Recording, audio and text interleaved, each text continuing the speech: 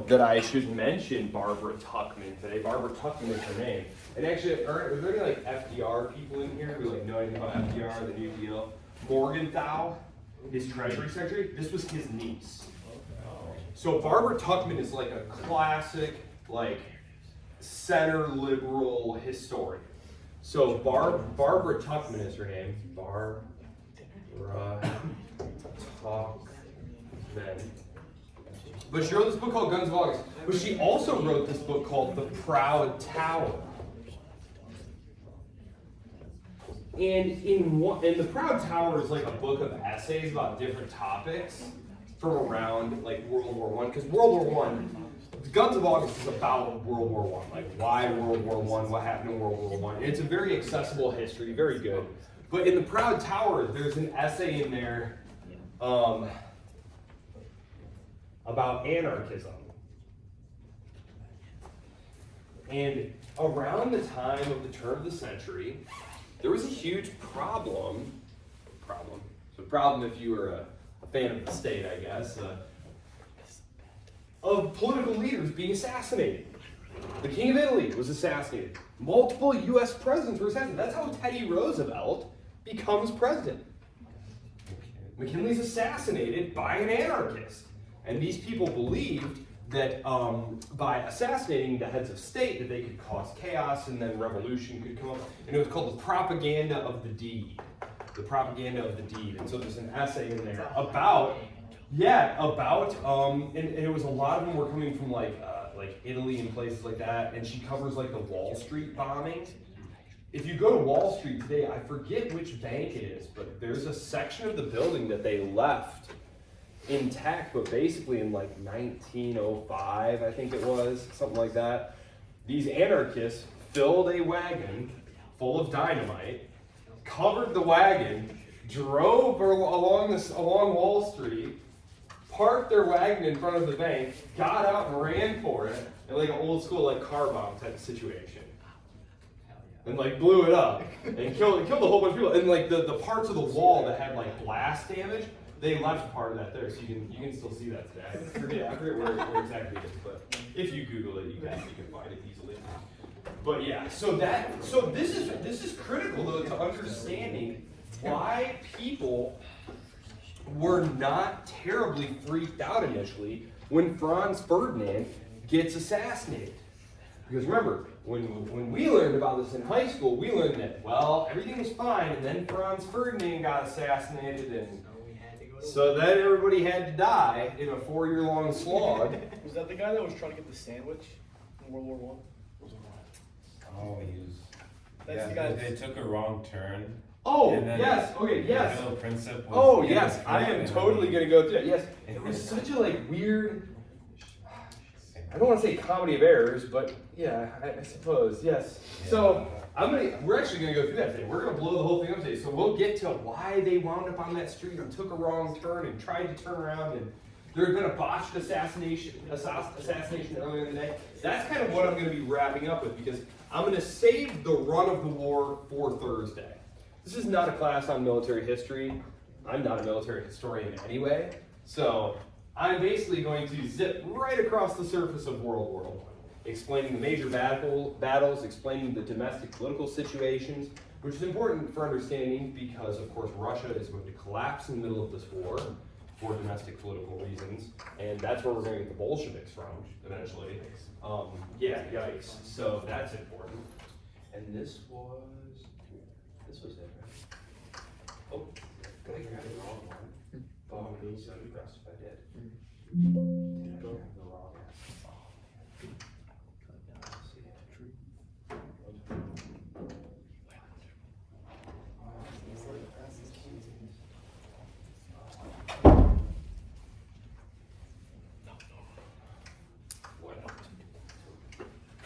So, let's just review a couple things here.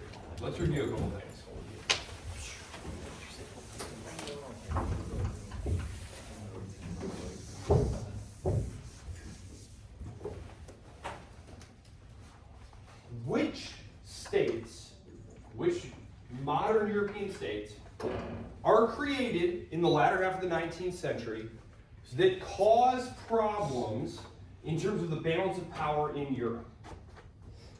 We talked about these. One of them is created in the 1850s and 1860s. Poland is coming. Poland's coming. Poland was destroyed in the 1790s, and it gets resurrected after World War I. So Poland goes out of existence for a while. But Italy, remember, Italy gets created with the Wars of Italian Unification, and then even more importantly, because yes, Italy was, trying to butt up to the table, trying to get power for itself, causing problems with its neighbors. They were causing problems with them. But Germany, right? Because all of a sudden, right in the middle of Europe, you had the strongest, most populous, most industrialized power right in the middle of Europe. So, the creation of a unified Germany, okay? This is just kind of the background stuff. Today we're going to go through like the really proximate stuff. But let's just remember, the creation of Germany was accomplished by a final war with which of its neighbors? This was the 1870-71. Austria. That was the 66 war. Prussia. That's okay. Prussia. Prussia is fighting the war. Yep. Leading the war, at least leading the German states. Okay. Okay. France. The Franco-Prussian War. And this is important for remembering World War I, because what did France want? They wanted their territory back. Alsace and Lorraine, the provinces that the Germans took from France. The whole reason that the French go and seek a military alliance with which power? Russia. Why do they want that military alliance with Russia? To fight who? Germany. That's the whole reason. And this is critical because when we really look at what the motivations of the various powers were, what really strikes you is how divergent a lot of their interests were.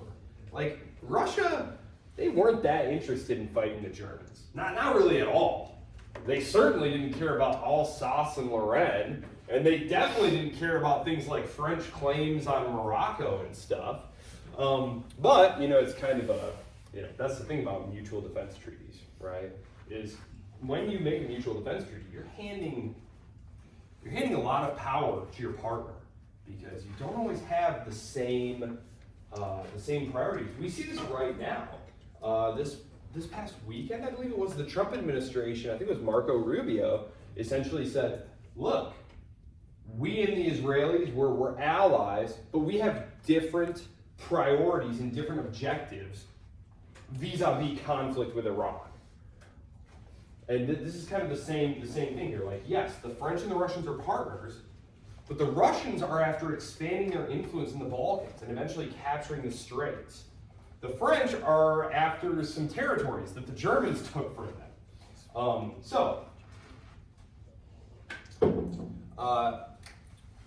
Unification of Germany in the 1870s. By the 1890s, this is when we kind of start doing our modern stuff. Because remember, prior to the 1890s, Russia was not allied with France. Because when Bismarck creates the unified Germany, he realizes, okay, France is never going to get over this. Remember, France has been the dominant player on the European continent since basically the beginning of this class. France has been the military hegemon. Now they've been eclipsed. Humiliated, actually. They got defeated in 6 weeks. Their emperor was captured in battle. Their city was occupied. The Germans hold their victory parade like right through Paris, and then they go to Versailles, the palace, the Hall of Mirrors and all that, and proclaim the new German Empire. Right? This is again, like you have to put yourself in the position of a power that's been great and is now being humbled and occupied, which as an American is very difficult to do. But you have to imagine that this is something like that the French are just not going to get over. Certainly not the French elite and the French military and all that too. They're not going to get over it. So Bismarck immediately recognizes, okay, the French are never going to get over this. They're constantly going to be trying to get after us, but the French by themselves can't do anything to us. We'll smack them down. So you look around and you say, who could help them? Now your first inclination might be to say the British. And yes, the British are very powerful. We have to remember the French and British don't like each other. It's hard not to read history backwards and say, well, the French and British are very close allies. You know, they fought 2 world wars together, always been best friends. No. Remember, France and Britain had been basically antagonists for the entirety of this class, right? They've been fighting each other since forever. Okay, and they don't have a massive land army. This is going to be critical when we start thinking about World War I. What is Britain? Are they a land power? No, what are they? A naval power. And the Navy does not have wheels, right? You can't wheel the Navy up over land and start blasting stuff, right? It'd be great if you could, but you can't. Russia. Now, as I said, Bismarck had a treaty set up with Russia, basically saying, look, we're not going to mess with each other. It's all cool. We're not going to mess with each other. When he's pushed out of power, the calculations of his people who follow him are basically that, look, Russia and Austria are butting up against each other in the Balkans. They both want to expand their power into the Balkans. Russia is not going to accept continuing to be a treaty ally with us when we have to back the Austrians. We have to. Now, this is one curious thing about these treaties, is they come up for renewal every several years. And so when the treaty comes up for renewal, they drop it. And several people within the German high command say, but what if the French and the Russians get together? And the argument is, well, they would never do that because the French are a republic. It's the French Third Republic. You know, they're a godless, secular republic, you know, and you know, Russia is this czarist, orthodox autocracy. Like, they would never get together. It was like illegal, like punishable by imprisonment to be caught singing Les Marseillaise. The French national, it's the French national anthem now, but it was like the French, you know, it was the song, it was created during the French Revolution. It's their national anthem now, but it was like a revolutionary anthem. And that could be like thrown in jail there. So it was seen as a very safe bet that wouldn't happen. But geopolitics often makes strange bedfellows, right? We look at that today. Liberal capitalist democracy America, who's one of our best allies in the Middle East? Why, that bastion of liberal capitalist democracy, Saudi Arabia, right? Geopolitics makes strange bedfellows, right? It's more important about whether or not you have shared strategic interests. And so what happens in the 1890s is France gets together with Russia. And let's recall, what does France want out of this partnership? Their land back. They want their land back. And they need to fight Germany for that. So they want a fight with Germany. And that's critical for understanding. If you wind up like studying this conflict more closely, you'll see that there were elements within the French national security apparatus who were like very aggressively pushing to make sure that the situation that's going to emerge in the Balkans today turns into a major crisis. That every attempt to de-escalate the situation is going to be undercut, undermined, blocked. What does Russia want out of this partnership? Money. They want money because they need to build up their industrial capacity, right? Because that's been a major problem for Russia. And Russia also wants France to back it up with expanding its influence into the Balkans. Okay, so that's what they want. Now, we talked about the wars of German unification, which are just so crucial because it creates a permanent antagonism between Germany and France. It's also, these wars are also important because the war just prior to the Franco-Prussian War, which remember, the Franco-Prussian War, this was 1870-71, that's the third war. The second war had been the Austro-Prussian War, 1866. This war was important because Bismarck excludes Austria from the new Germany and then midwifes the creation of the dual monarchy. This is when Austria-Hungary is created, is in the aftermath of this war. And Prussia, remember, instead of punishing Austria and saying, all right, Austria, we kicked your butt in this war, we're going to take some territory, and you pay us a bunch of money. Instead, the Prussian government just says, hey, You don't owe us any money. We don't want any of your land. You're just going to be an ally of ours. You're not included in the new Germany that we're building, and you have a mutual defense treaty with us. So that's what happens here. So this already existed from the 1870s onward. This had already existed. Germany, or Super Prussia, Germany and Austria. Both of them are bound by mutual defense treaties. This one, it kind of evolves. You'll see if you study it, you'll find that originally it wasn't really a mutual defense treaty, but it becomes that way. So, from the 1890s onwards, this is what's happening. And we had also talked about imperial competition, imperial rivalry. So, because these are the alliances, which means that if there's any kind of conflict between any combination of these, it could turn into a continental conflagration very easily. If the Russians and the Austrians should happen to bump into each other, it could trigger mobilizations by Germany and France, and then it's going to be on, right? And the whole continent is going to be engulfed in the kind of war that Europe has not seen in 100 years, right? We talked about how the Napoleonic Wars were continent-wide, and you had armies of hundreds of thousands of dudes battling in these just enormous, enormous battles.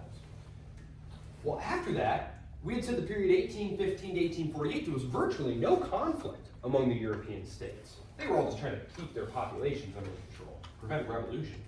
And then from 1848 to 1914, there were some wars, but they were always very limited. It involved one or two powers, and they were very short, sharp conflicts, right? All of these wars are just lightning fast, a few weeks to a few months, no more.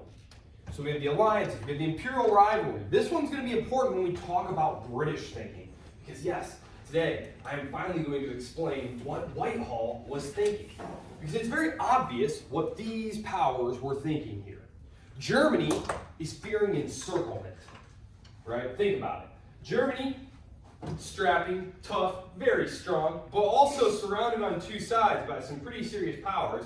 And your only help is Austria-Hungary, who is like decrepit and weak and like barely holding it together. Things do not look promising here if you're German, right? You're surrounded and your only ally is, not useless, but like Austria, when this war starts, Austria is basically going to take care of Serbia, and then Germany will just fight France, Britain, and Russia itself. It's not super helpful, right? Like, there's a fun debate in the literature about which set of allies was worse, like Germany's partners in World War I or World War II. Like they're always terrible. So, Germany and Austria, France and Russia, imperial rivalry. This one's going to be important because who is the major imperial power at this time in 1914? Who has the largest empire the world has ever seen?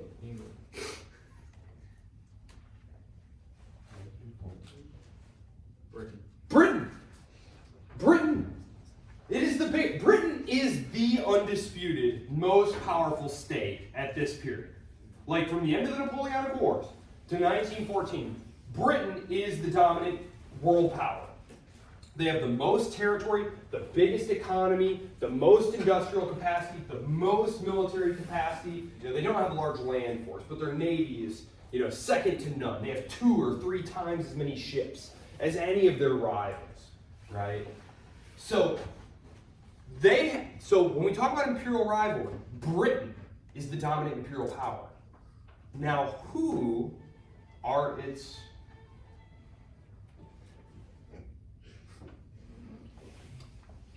for extra credit, Paganini is my favorite composer, in case you are curious. Liszt is a close second. My children play piano, and my daughter has incredibly long fingers, and I think she'll be able to play tenths. So if there are any musicians among you. So, imperial rivalry. Germany doesn't have any colonies really, right? They have like a couple. Austria doesn't have any colonies. So what's interesting is that Britain's main imperial rivals are France, which is the second largest imperial power, and Russia. So this is very interesting. If you were in the 1890s and you were a betting man, And they had told you, hey, this is going to totally pop off into a war, and Britain is going to jump in on one of these sides. Whose side do you think they're going to jump in on?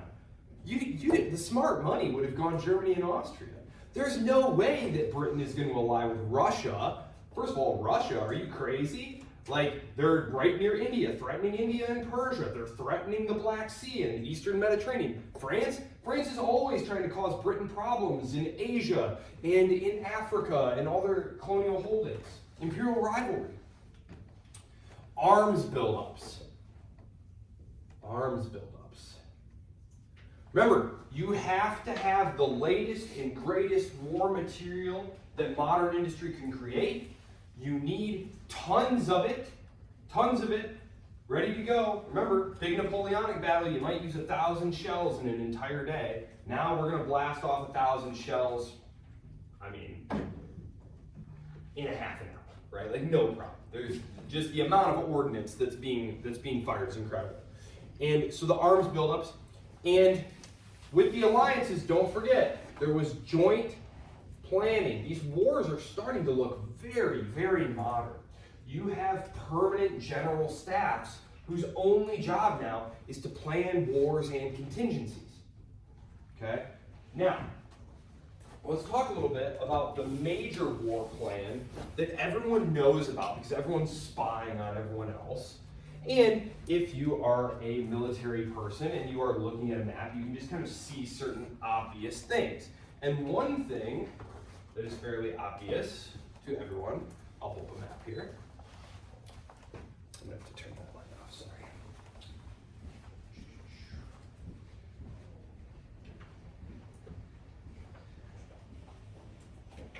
Oh, is that the right one?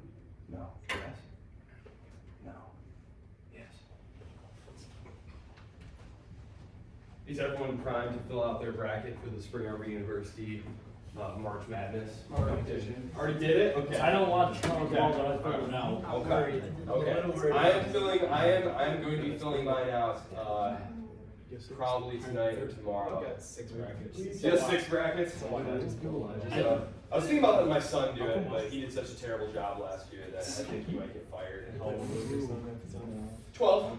Old enough. He should know. Old enough. Yeah. He should know ball, come on. You know, you look at the team, it's like, gosh, they play a zone and they have just a ton of stretch shooters. Come on, man. Like, Who do you think's winning? we got, I think I'm gonna go with my wife's alma mater, Michigan.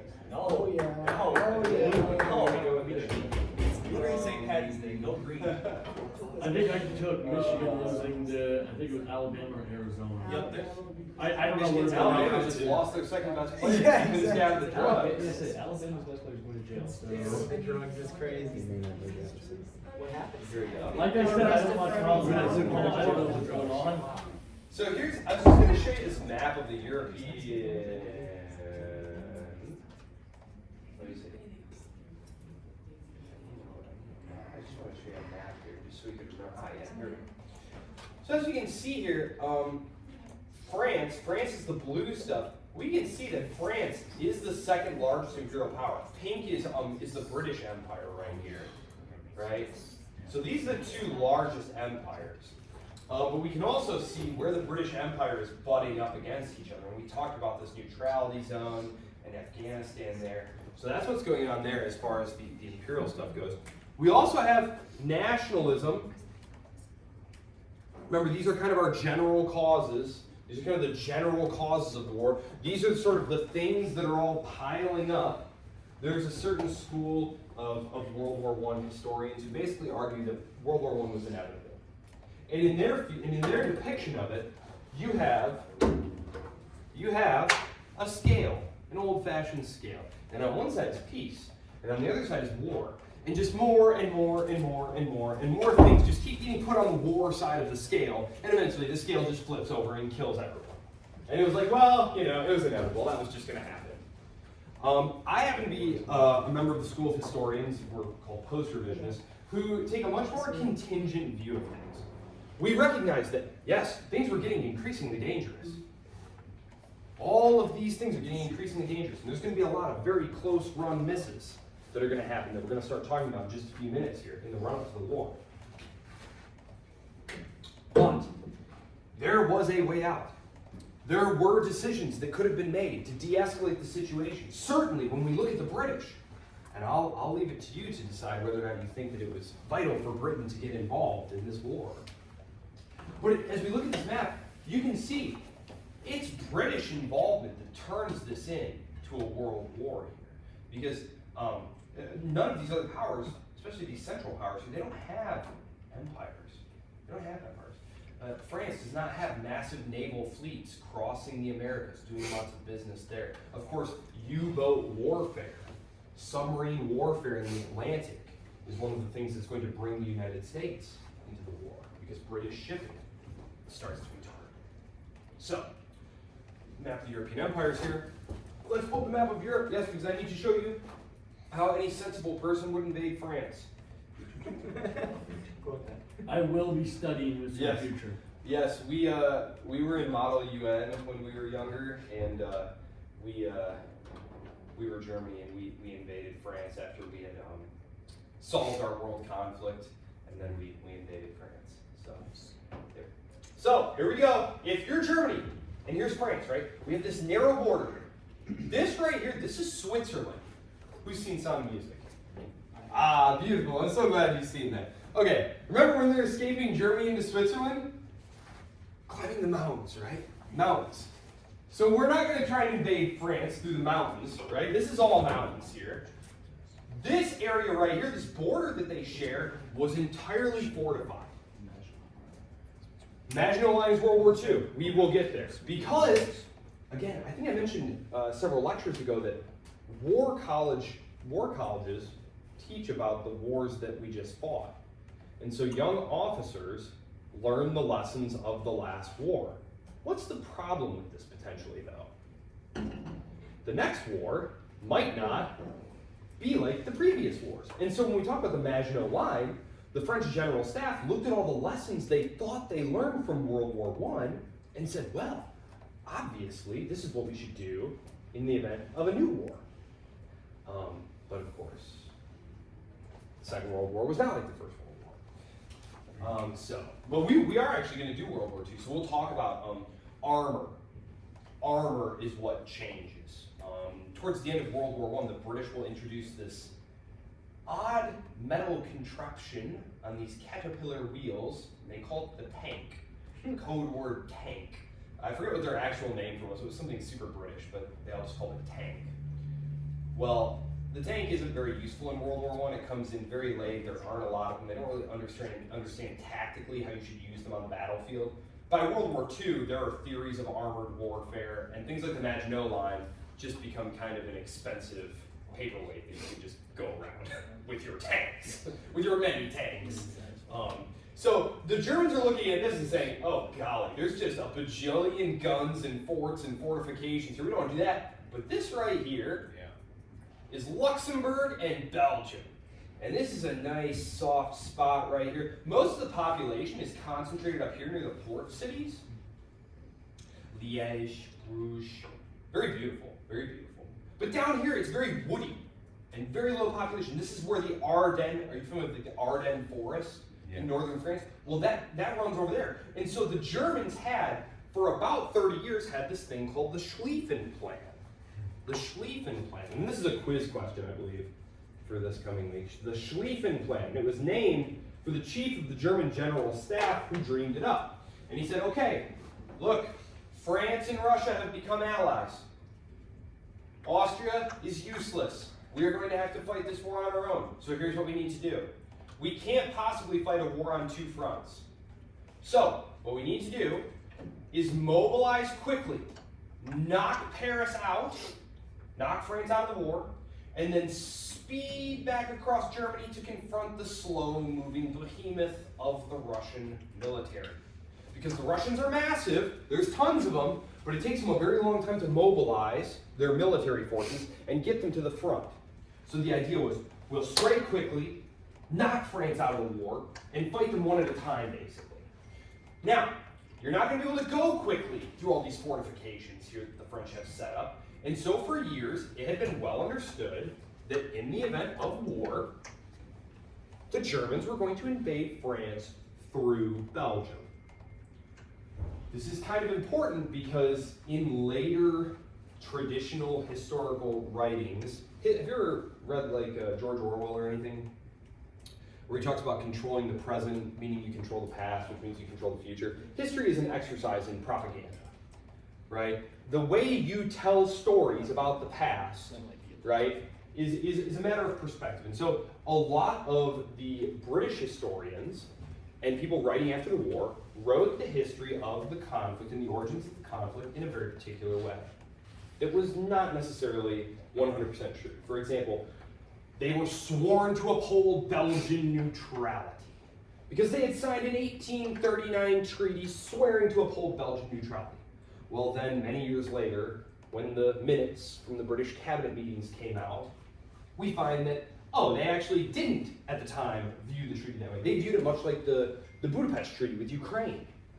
I don't know, do you guys remember when Ukraine got invaded by Russia? And there were some hawks in the United States who were saying, but we signed a treaty saying we would uphold Ukrainian neutrality. Well, a lot of people, the hawks were saying, like, that means we have to intervene now to stop other people from violating Ukrainian neutrality, or stop the Germans from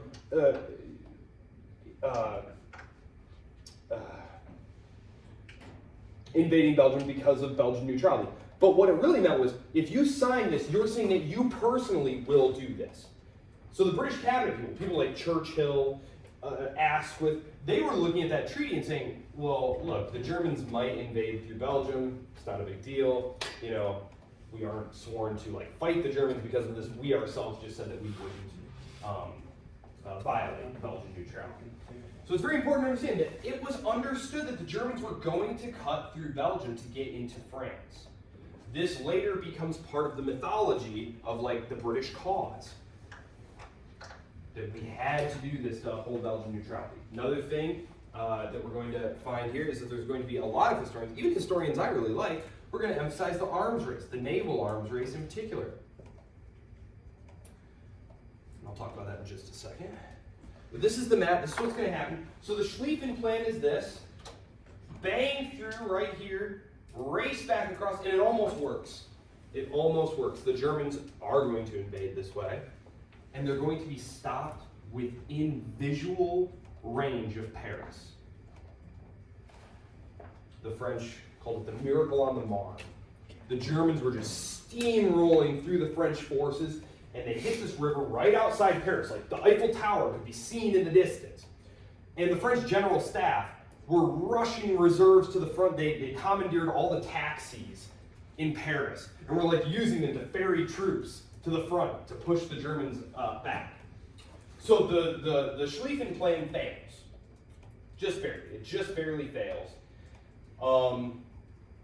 The Russians mobilized, blah, blah, blah, all that good stuff. I'm just going to point out a couple of things here. So here's Serbia, right? Serbia, here, right here, yep, okay, Russia, yep, okay. I'll come back to this in just a sec, because I first want to point out a couple of things that were going on after the 1890s. So this is happening here, but we need to understand, why does Britain get into the war? Okay. And I'm going to leave a couple of these up here. Yeah, naval, okay, so two things here. Well, I guess I should leave joint planning up there too. And I apologize, because kids, children, you gotta start hiding those. We have a whiteboard at home, and so my kids will just get in my bag and like use the markers. It's a brand new marker, dead. Joint planning, there we go, joint planning. Okay, this is important. Okay, so here's what you need to understand. There are two things that are kind of going on simultaneously here. As the 1890s turn into the 1900s, so let's say this is 1890 to 1905, let's say. 1905 to 1907 is sometimes referred to by people like the British historian, who's a post-revisionist historian, Chris Clark. They refer to it as the Great Turning Point. Remember, we have to understand, how does Britain wind up fighting on the side of the French and the Russians, its most obvious opponents? Let's talk about how this happens. Okay, I'm going to take the easy one first. I feel like one of these is really easy to understand. The Germans start in the late 1890s, 1898. They start a period of massive naval armament, massive naval building. The Germans want a battle fleet strong enough that they won't be able to be pushed around. I mentioned in our talk about America that the Germans had been on the receiving end of some threats from Teddy Roosevelt. The Germans had also been on the receiving end of some threats from the British. And the German general staff essentially was like, yeah, if we did get in a fight with them, they would absolutely crush us. We don't have the naval forces to contend with them. So it was seen as, well, if we're not going to get pushed around on the world stage, and we are a great power, we're Germany, we're a great power, we can't be pushed around, we need a world-class fleet. So German naval buildup. So two causes. German naval buildup. There's a massive race between the British and the Germans to see who can build more of this new type of battleship called the Dreadnought battleship. The British win this race.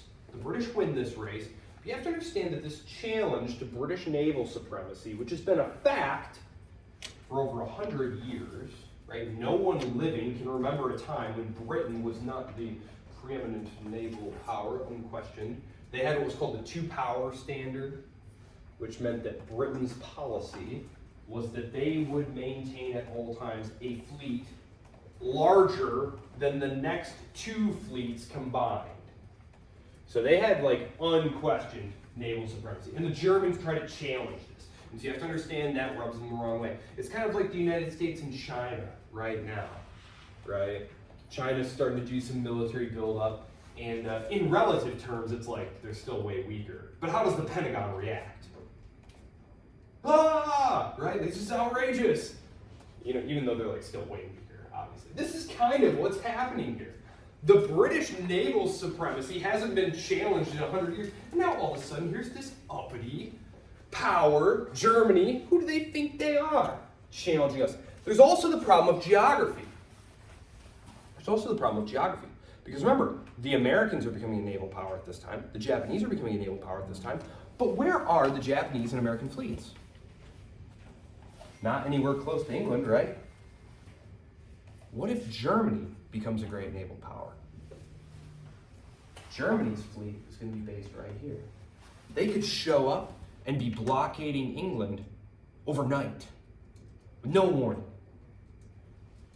This is considered a major threat by the British foreign policy establishment.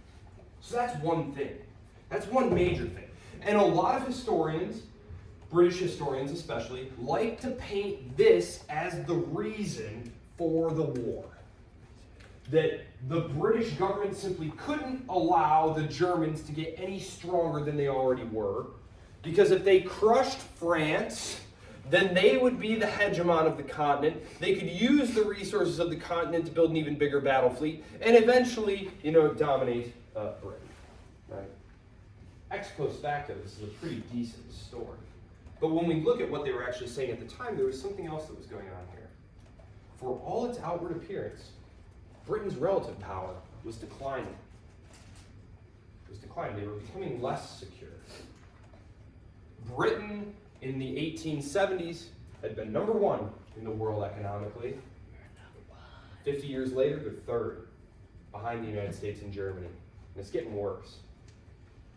Militarily, they had overwhelming naval supremacy. Now, they're being vied with all over the place. I said in the American lecture, in the late 1890s, the British General Staff rips up all their plans for a war in North America.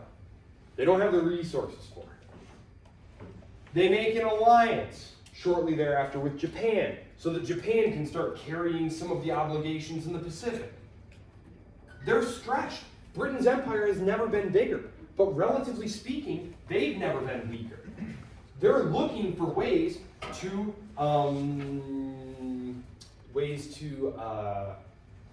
make their resources go further. And so, what's going to happen here is a series of agreements. One of them is called the Entente Cordiale. The Entente Cordiale. This means friendly agreement. The Entente Cordiale. Cordiale. Hard to type standing up. The Entente Cordiale, right there, 1904, with France. With France. Okay? Entente Cordiale, Britain and France. Because you see, Russia was not looking like the strongest partner, right? Russia's not terribly industrialized. Most of their interests are here. France, you know, they really are more interested in here. They also need to be able to marshal more resources here. They're looking to get on the British good side. There have been some rather nasty, close calls in the 1880s and 1890s between the British and the French, and the French are trying to put this to bed. They're trying to make nice with the British so that they can get the British to eventually help them with the Germans. Now, I'm not trying to make the French out to be the bad guys here, but like, of all the powers, France was the least interested in calming things down because they viewed this as a phenomenal opportunity to get back at Germany. The Entente Cordiale, they signed this. Now, this allows the British to stop worrying so much about imperial competition with France in places like Africa. Which, when we talk about Africa, the thing the British were really concerned with was the Suez Canal right here. Because this allowed them to get to India quicker. Okay? So, the Entente Cordiale, the French also told the British, listen, once we're on better terms, we can help you get on better terms with the Russians. Because we know that you and the Russians, you've been going at it forever. Listen, we can get you guys together. We can calm things down. Nobody wants a war in Central Asia. You know, we can make things good for you guys. And so that's exactly what happens. Is a few years later, the French are able to broker an agreement between the British and the Russians to Treaty of Understanding. These are not mutual defense treaties. They're friendly agreements where both sides are saying, hey, so the British are saying, okay, France, if you recognize that we are the dominant power in Egypt and Sudan, we will recognize you as the dominant power of Morocco and Vietnam. And we both agree, handshake on it, we're not going to mess with each other. Okay, you don't need to worry about us, we're not going to worry about you. And again, then the French helped the Russians and the British come to an understanding, where the British and the Russians say, okay, that's your sphere of influence in Central Asia, this is our sphere of influence in Central Asia, and we're not going to mess with each other. Don't even worry about it. Because the British General Staff at this time is projecting that, well, if we want to properly defend India from a Russian invasion, we're going to need to spend about 20 million pounds reinforcing the northern frontier, which back in that day, 20 million pounds, I mean, that was like, you know, several $1 trillion. The British government is like aghast at this, like, what?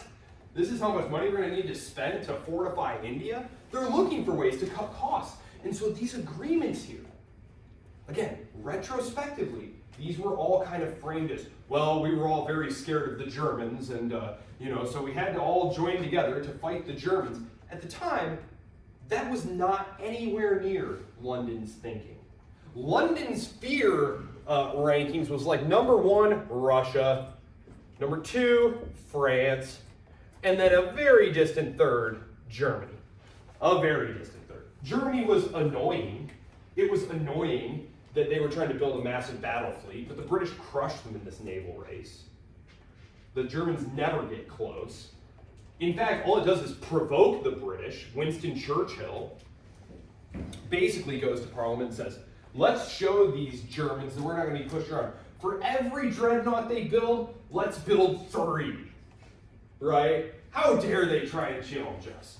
And so the Germans give up. By 1912, the Germans are like, yeah, we give up. So, the Entente Cordiale between the UK and France and the Treaty of Mutual Understanding between the UK and Russia, this makes them on friendly terms with these powers here. So I'm going to put Britain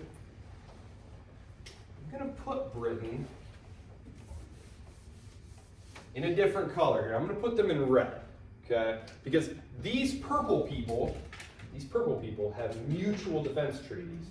If you get attacked, that's like I got attacked, we're going to go to war. The UK is starting to drift into this orbit. But it's important to understand, they're drifting into this orbit not because they're terrified of Germany, but because they don't want problems with their two biggest imperial rivals. The empire is the source of Britain's power.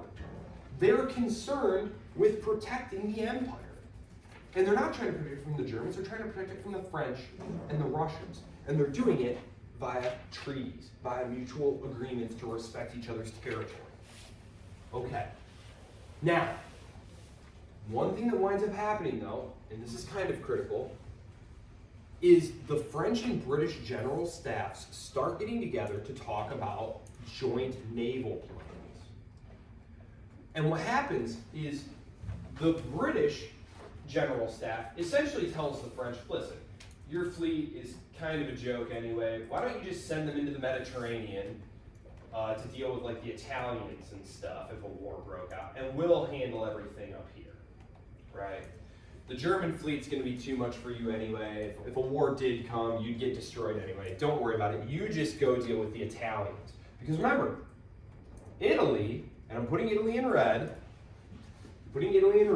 because Italy was technically in alliance with them. It was called the Triple Alliance.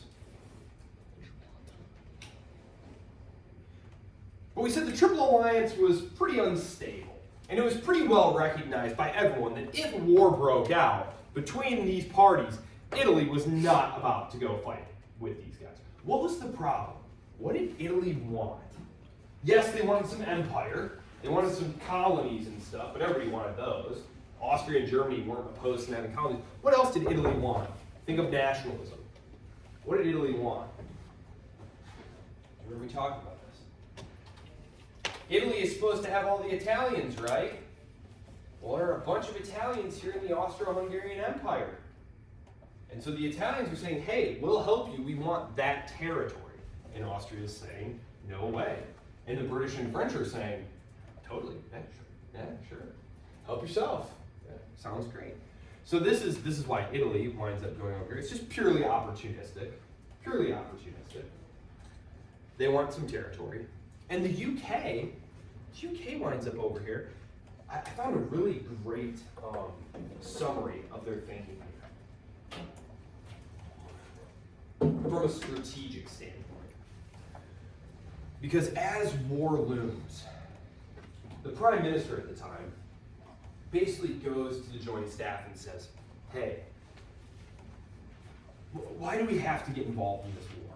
It seems to me like we could just sit this thing out. I mean, what's it matter? You know, can't we just sit this thing out? This looks like it's going to be a disaster if it happens. And this joint planner, his name is Eric Crow. You can read his stuff. He wrote tons of policy papers. He was rabidly anti-German, which is a little weird because his wife and mother were both German. He was English. But he said, look, two things are going to happen. One of two things is going to happen. Either the French and Russians are going to win. And what use will they have then for an unreliable England? They're going to go right back to causing problems for England and its empire. Or the Austrians and the Germans are going to win and crush the French and the Russians. What will be the fate of a friendless England facing a continent dominated by the Germans? So he's basically saying, look, if we don't get involved, one of two not very good things is going to happen, and the better of the two, and neither of these options is good, so we should just get involved on the side of the French and the Russians as kind of a lesser of three evils option here. So that is kind of the thinking here. I'm going to get into the domestic politics of it a little bit, because we tend to think in terms of like, you know, the national interest and stuff like that, but most of the time it's a lot of domestic political considerations. So let's talk a little bit about, it is St. Patrick's Day today.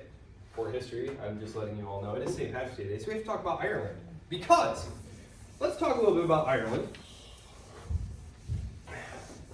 Ireland was England's first imperial possession, right?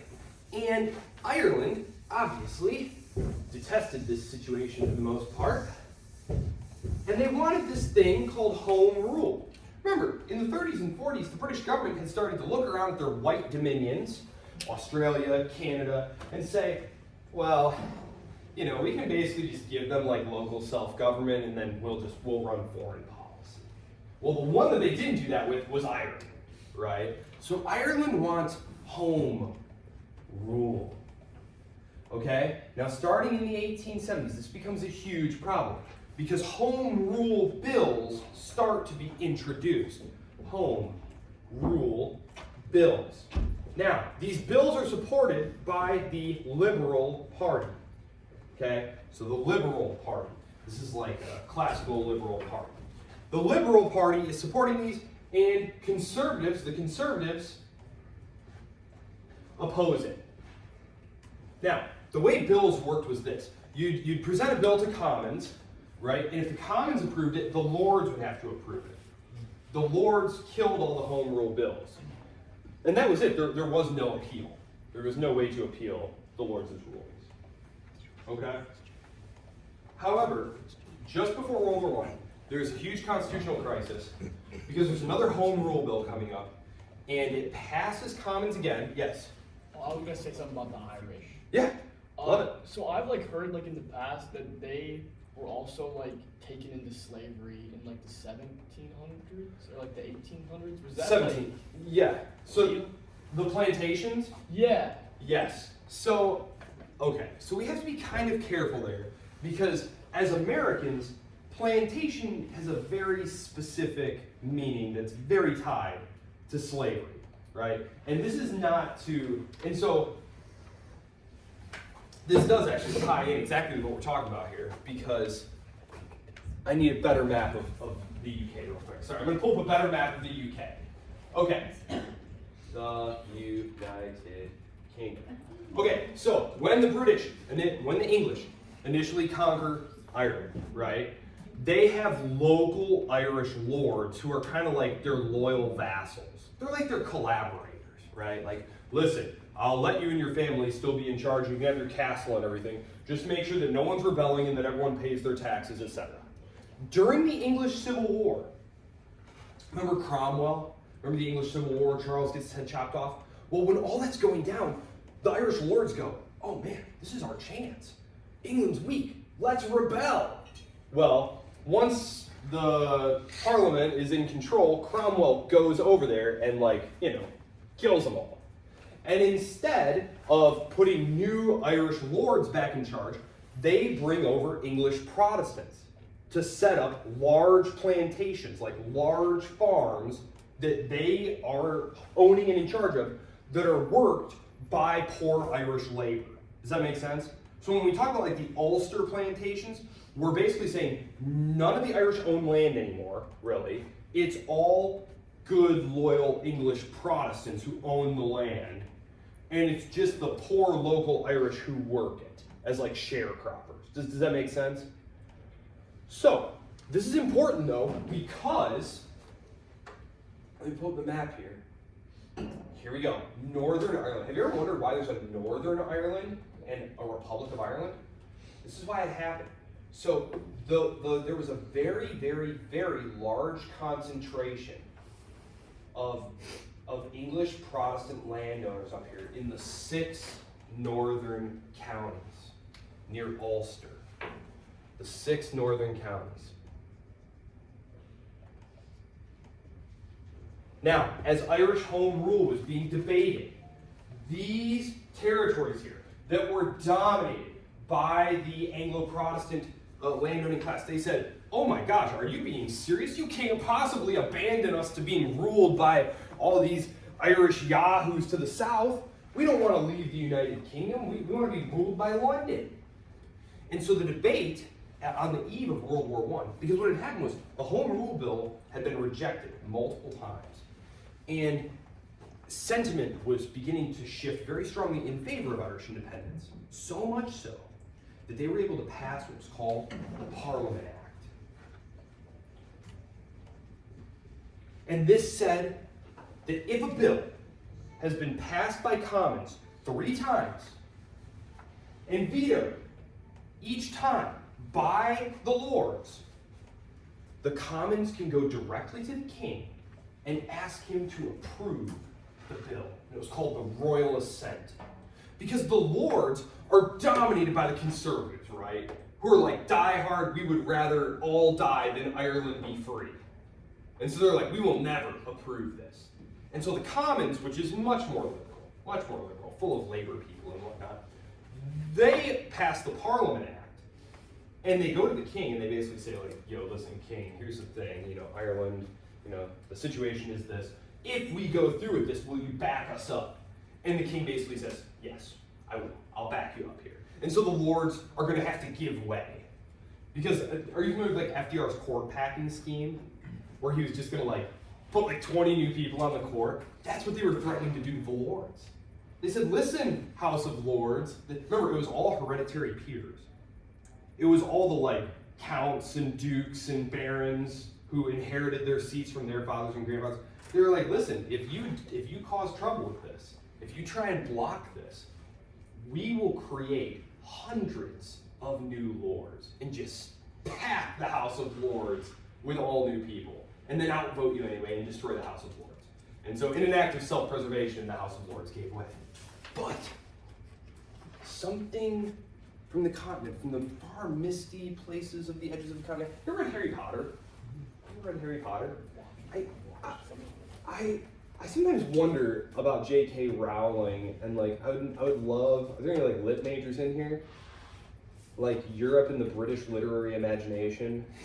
Because whenever something is happening out in the boonies, or way in the sticks, she's always it was way off in Bulgaria. Quirrell was away in Bulgaria, on the far distant reaches of the world, basically, right? Bram Stoker's Dracula, right? Where do they encounter this awful, hideous monster?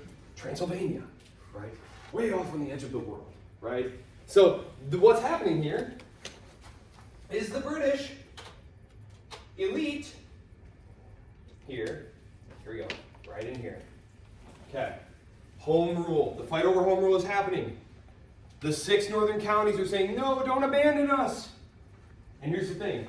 The British military establishment is saying, our army might not go through with this. The locals are all army. I know a couple of you are Irish. For those of you who are not Irish, the bloodshed only just stopped in the 1990s. The bloodshed that is going to be unleashed in the 19-teens in the battle over Ireland's future only stopped in the 1990s. Car bombing, gunfights, paramilitary activity, Ireland now is oh, Ireland, it's where you go to get low corporate taxes and, a nice vacation. You didn't go to Ireland when I was growing up. The army is small, remember, and the army is looking a little unreliable. There was what was called the Cara Mutiny, where a bunch of them basically said, look, if you tell us to impose home rule on the northern counties, we literally won't do it. Okay, so this is important because this is all happening in 1914. In the run, bless you. In the run-up to July of 1914, the British cabinet is obsessed with Ireland. It's so funny to look at their meetings. They don't talk about foreign policy at all. The Archduke gets assassinated and they hardly mention it. The Austrians send an ultimatum, they hardly mention it. All they're talking about is what to do about Northern Ireland. What are we going to do? How are we going to resolve this thing? The army tells them, we are going to have to send all our military forces into Ireland to impose home rule on the northern counties who will resist. So can you see why the Conservatives might support continental intervention? Because if your whole army is going to be needed to enforce home rule, what can you not get involved in? A war. And so there's a very good amount of literature that argues the British got involved in World War I because the lords and the elite and the conservative opposition, which was very strong, didn't want to give Ireland home rule. And they saw getting involved in World War I as a way to put it off. And indeed, it is put off. It is put off. So, the reason for this is the Liberal Party is in charge. The Liberal Party, though, which is headed by Asquith. Asquith is the prime minister. Okay? His party is in control. The problem is that Asquith was what was called a liberal imperialist. The empire and imperialism was generally associated with the conservative or Tory party. The Liberal Party generally was not in favor of militarism and certainly was not interested in getting involved in a continental war. And so to get involved in the war required the conservative support. So the cabinet who supported it was Asquith from the PM position, Grey, he was the foreign secretary, and Churchill. Churchill's an interesting character. I may say a little more about him in the run-up to World War II, but he was a conservative who switched to the Liberal Party and winds up in charge of the Navy. He's the head of the British Navy as World War I starts to loom. And he is probably the most zealous advocate among the liberals for war. So let's talk a little bit about the actual run-up to war here. So that's all the thinking. And I wish I had a great answer for and here's why Britain decided to enter the war and ruin the 20th century. But I don't have one. I don't. If Britain had stayed out of the war, Germany would have defeated France, would have defeated Russia. France would have had to cut some kind of deal with Germany. The Russians would have had to retrench and reform. But we would have had no Bolshevik revolution, so no world communism. We would have had no fall of the Kaiser and rise of Nazism. We would have had no World War II, no fascism, no global communism, no Cold War. Yeah. So I wish I had a great, simple answer for why the British decided to get in this war and ruin everything. But, yeah, I don't. These are all explanations for why they decided to do this incredible thing that they were about to do. So, the actual events themselves. The actual events themselves. It was 1914. Summer's coming. Like many people, you want to get out on a holiday, right? So the Archduke Franz Ferdinand decided to take his wife Sophie and take a wonderful holiday to everyone's favorite luxury destination resort, Bosnia, right? Don't you all go to Bosnia on holiday? Who doesn't? Bosnia, right? Bosnia, 1914, specifically going to Sarajevo, the capital. Now, let's zoom in here. Let's zoom in. Bosnia, 1914. Let's go Balkans. It'll help. The Balkans in 1914. Okay, so I need to explain the alignments here. Pushing. This is not the greatest map. Let's see, the Balkans. Yeah, whatever. It's all right. Okay, so here's the scoop. Very quickly, the Balkan alignment is this. Balkan alignment. Russia v. Austria, obviously, right? But then we've also got all our little satellite powers here. Now, initially, going all the way back to the 1850s, 60s, 70s, 80s, Russia had viewed Bulgaria as the instrument of its advancement in the Balkans. But unfortunately, something had happened in the late 1890s, early 1900s. Bulgaria, out of Sofia, the capital, had started to have a little bit of a mind of their own. the Russians would tell them to do something, and all of a sudden, the Bulgarians were acting like maybe they weren't going to do that. Not being a very reliable vassal state.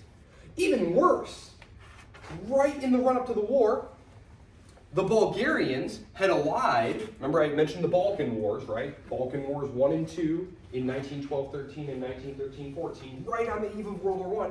They had expelled the Ottomans from this area, and the Bulgarians had almost conquered Constantinople themselves. And the Russians were like, can you believe these guys? Here we've been supporting them this whole time. That's our stuff. We want that. So the Russians are super freaked out by Bulgaria. They start to see Bulgaria as a threat. Well, if Russia sees Bulgaria as a threat, who do you suppose starts cozying up to Bulgaria? The Austrians. Yeah, the Germans. The Austrians. The Austrians start hooking up with them. The Russians start looking for a new tool of influence, and they settle on Serbia, which had previously been much more closely allied with the Austrians. So there's kind of a little switcheroo there that happens. In the decades prior to this, the royal family of Serbia had been very close to the Austrians. They had a lot of good economic development going on there. But for the war, the Balkan alignment, I'm just going to make it simple for you. Russia and Serbia versus Austria and Bulgaria. Okay? Just making it very simple there. This area right here is Bosnia. There's Sarajevo right there. Now, you notice that it's inside of Austria. There had been what was called the Bosnian annexation crisis. Bosnian annexation crisis of 1908.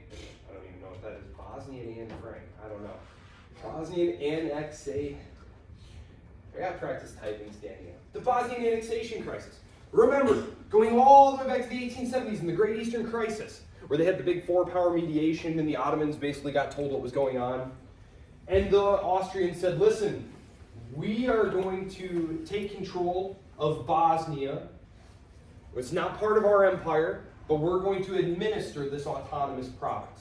And the treaty itself, which I have read the treaty many times because I had to for my dissertation, the treaty explicitly says in there that at some point in the future, any point in the future, if Vienna decides to do this, they can annex Bosnia into the empire, take official control of it.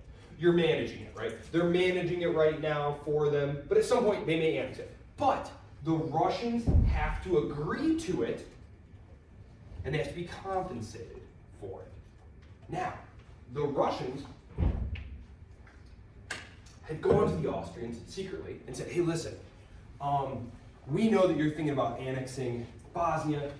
Will you back us up? Will you put in a good word for us with the British? Because now, remember, they just signed their friendly agreement in 1907, right? The Russians and the British are friends now. And so they say, hey, Austria, listen, sure, you can have Bosnia, don't care. Listen, just will you tell the British that we're like super good guys and, that it would be totally cool if we got to go through Constantinople whenever we wanted, had free access to the straits, get to sail our battleships around the Eastern Mediterranean. That would be cool, right?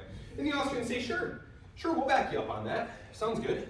And the Russians say, great. We think the British will be cool with it because we're friends now. So you just take Bosnia and it's cool. Well, the Austrians announce, okay, we're going to annex Bosnia, but something kind of strange happens. London says no. Says a big no. London says, yeah, we just became friends the other day. We're not that good of friends yet. The answer would be no. And so the Russians kind of feel betrayed there. And there's a whole backstory to that of why they feel super betrayed. But this causes a lot of friction over Bosnia. The reason was Bosnia, and Sarajevo specifically, was very, very important to the pan-Slavist national mythology. And so the Russians felt like they had given away a nice bargaining chip and gotten nothing for it. So they were irritated by that. The Archduke and his wife go to visit on 28 July, which happened to be a very important day in sort of the Serbian mythscape. They've been defeated by the Ottomans in a terrible battle on this day, but they go to visit this new province. Remember, they've just annexed it. There's lots of problems there. There's lots of agitation. A lot of people are saying, maybe you shouldn't go. But remember, Franz Ferdinand was an apostle of federalism. He wanted to create and elevate new states within the empire for all the little ethnic minority groups. That's why the Serbian government saw him as a huge threat. And the Serbian government had a group within it called the Black Hand.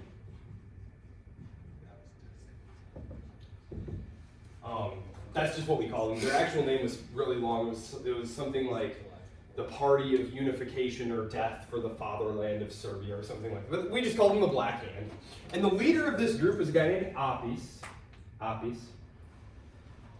And he was the head of Serbian intelligence. Head of Serbian military intelligence. His group, with the support of members of the government, recruited a group of student terrorists, one of whom was Gavrilo Princip.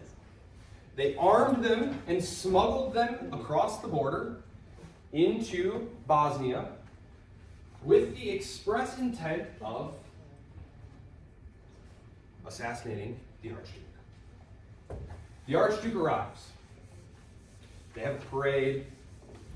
He's in an open car. One of Gavrilo Princip's companions, co-conspirators, sees the car coming, throws his bomb, but you have to kind of imagine like it's a crowd, right? There's like a big crowd of people, and someone like kind of breaks through the crowd and like tries to throw something, like everyone starts screaming. The driver guns it, the bomb hits the back of the car, misses it basically, hits the back of the car, explodes, kills a few people, but like does not get the Archduke. Doesn't get it. The bomb throwers tap into the ground, the pandemonium ensues, the car speeds away, assassination failed. Well, this is just like the most bizarre thing. Franz Ferdinand and his wife carry on with their trip. They go to the hospital. They visit those who were injured by the blast. And they leave the hospital. And the driver, for a variety of reasons, I've read all sorts of explanations for why this specific thing happened. But essentially, the driver starts going down the street. Remember, they're not going down a planned route anymore. Now they're just kind of driving around the city. And as they're driving down the street, one of the passengers, one of the guards, tells the driver, hey, we're supposed to be going in the other direction, back to the hotel. We're supposed to be going the other direction. And you ever get a three-point turn? It's one of those. You're in a narrow street, so he has to do a three-point turn. So he stops. Turns, stops, backing up, moving this way, right? He stopped right in front of a young man. It was Gavrilo Princip, who was all dejected. He says, I was so dejected, felt like the biggest failure in the world. Here I was going to help assassinate the Archduke, and I didn't even get to shoot. He's walking down the street, and he looks over at this car that's just stopped, literally right next to him. And he's still got his gun, so he just walks right up to the car and kills him. And it's just like the most bizarre, like, if you gave me a novel that you had written and you had written that in there, I'd be like, this is ridiculous. Come on, have it now. What are the odds that that would happen? Come on, be realistic. But that is exactly what happened. He and his wife died. And what does that say? Ultimatum time. Austrian ultimatum to Serbia. Because the Serbian government is like, oh, what a terrible disaster. Oh, the poor Archduke. Vienna's like, Cannon, we know you were involved in this somehow, and we're going to find out how. So here's what's going to happen. And they write up this list, and you can pull up the list. It's 28 names. And it's just, you will do this, you will do that. And if you don't, there's going to be this and that. It's basically, we're coming in there, we're going to have access to all your government files. You're going to hand over everybody who was involved in this, and you're going to be a good little ally from here on out. You're not going to cause us any problems. And if not, if you reject this ultimatum, you know, you got to kind of read between the lines, but like in diplomatic speak, we're going to come slap the living crap out of you, right? That's what's going to happen. And so the Belgrade government is pretty freaked out. They're pretty freaked out by this because, you know, Austria was kind of seen as like a softie. You know what I mean? Like the Serbs have been like kicking Austria in the shins for years, and nothing had really happened. And this is a strong one. This is a strong ultimatum here. You know, Lord Grey said it was the most formidable document I have ever seen. They confront Serbia with the ultimatum. Belgrade looks to Russia, protector of the Slavic people, looks to Russia. And Russia says, we've got your back. We've got your back. You don't need to agree to something like that. That's humiliating. No self-respecting power could allow themselves to accept such an insulting list of demands like that. You'd basically be consigning yourself to be Austria's slaves. And the great people of Serbia have a destiny far greater than that. And we, the father Russian people, we will help you. Now, critically here, the Russian mobilization is going to be aimed at Germany, right? Because there was this thing, and you can Google it and have tons of fun reading about it. The Balkan inception scenario. For many years, the French and Russian governments had been talking about how might our alliance be activated to get us both what we want. Russia, you can seize control of the Straits. Us, we can seize that stuff back from Germany. What situation, what spark could activate the tree and get this war going that we need to get what we want? And by the late 1908, 1910, right around that area, a consensus is coming together that something happening in the Balkans would probably be ideal. And so it's called the Balkan inception scenario, which basically argues that whatever happens in the Balkans, if conflict blows up there and it involves any of the great powers, this will be seen, right or wrong, doesn't matter whose fault it was, this is going to be seen as activating the alliance. And so right away, Russia basically starts mobilizing, and they are mobilizing to target the Germans. This triggers German counter-mobilizations, which in turn triggers French mobilizations. And so, very quickly, this happens in June 28th. June 28th is when he's assassinated. I think I might have written July initially. It's June, because you have this period, the July crisis. The July crisis.